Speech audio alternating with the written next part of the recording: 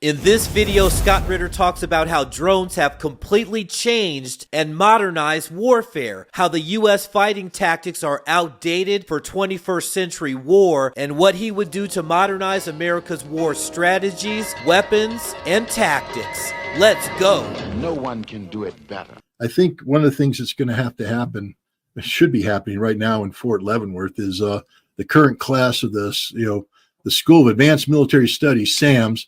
You got all the hotshot majors there and all the hotshot lieutenant colonels.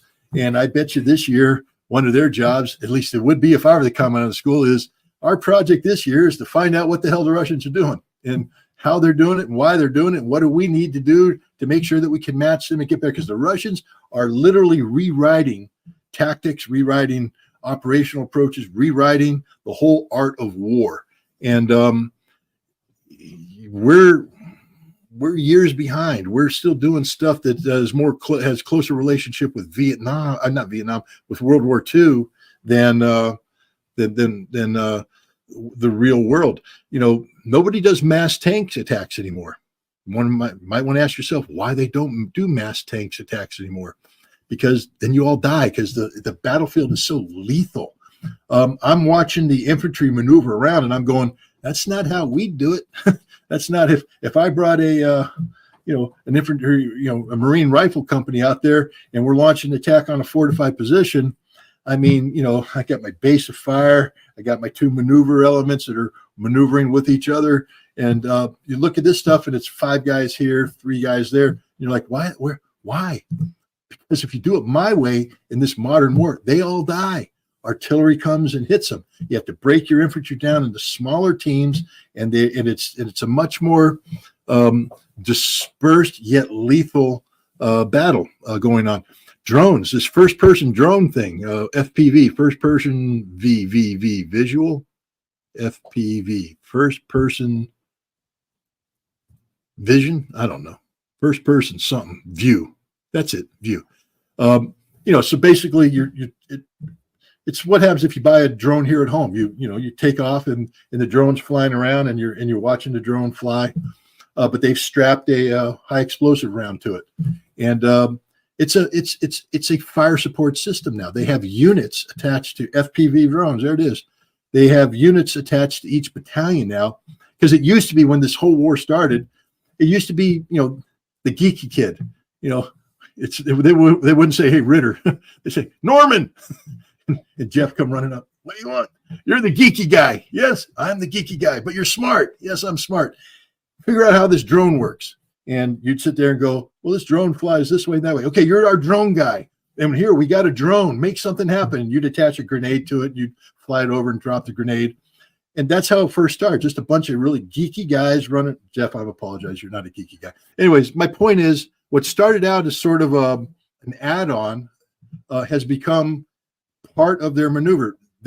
As the infantry advances and they take a position, they move forward, the FPV drone unit comes in and they fly these drones in direct support of the assault. These drones are coming in, taking out hard points. It's like artillery, but it's a mobile kind of artillery.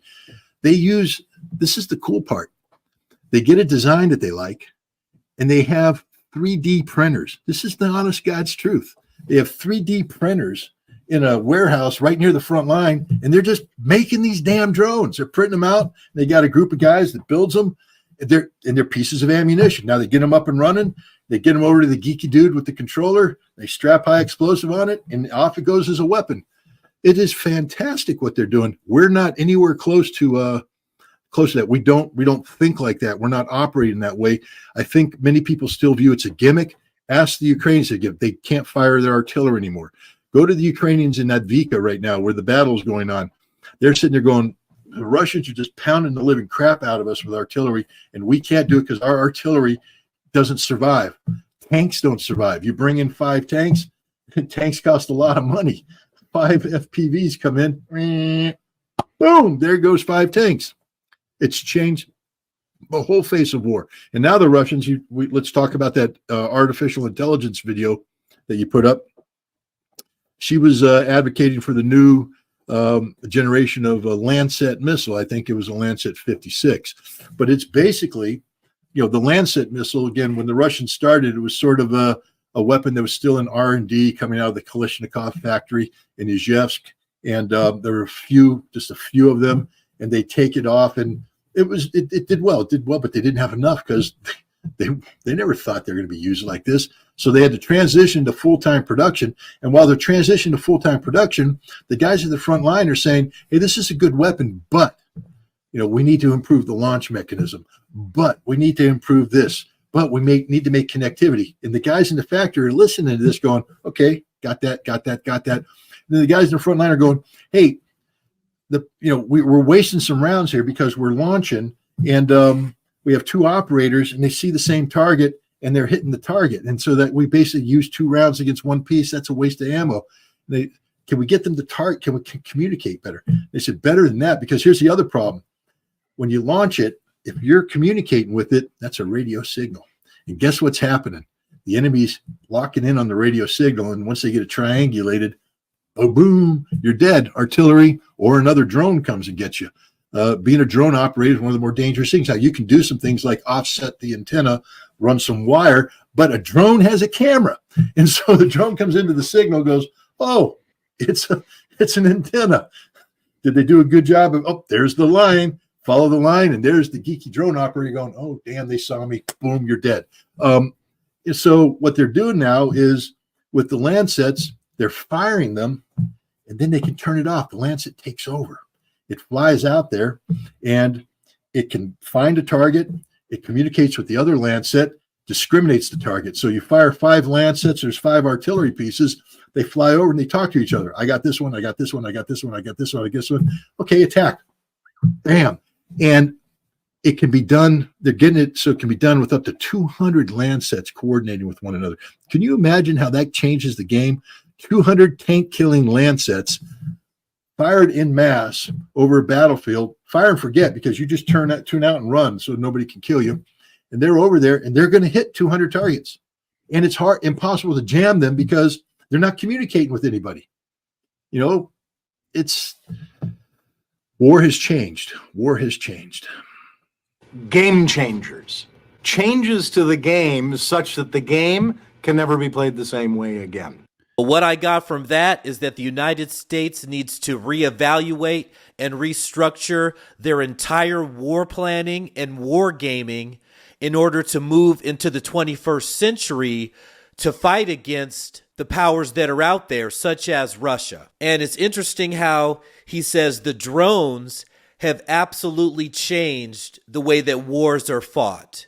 Because the drones with the bombs on them and the tactics that they can use because they have these drones, and they also use them as warfare support. So they'll be with a battalion or whatever of soldiers, and they'll be there up in the sky, looking around because they have eyes as well. They can see the person that's running the drone. They can also see, but they've also got these bombs connected to it. So if they see enemy combatants or whatever it may be getting close or around them, they'll just send that drone and destroy that battalion. So the drone warfare that Scott Ritter is saying here is that the United States is way behind. They're doing things like they're fighting in World War II, and they need to get their brain trust focused on the way Russia has modernized war and what they need to do to combat that if they want to have any chance to win in the next theaters and things that are coming up. So that was just very interesting. I wanted to make sure I brought that to you guys. Please go to my channel and watch these videos that I've got. They're tremendous. All praises to the Father, Son, and the Holy Spirit. This is Crown Prince Media. I am the Crown Prince. Let's go. No one can do it better.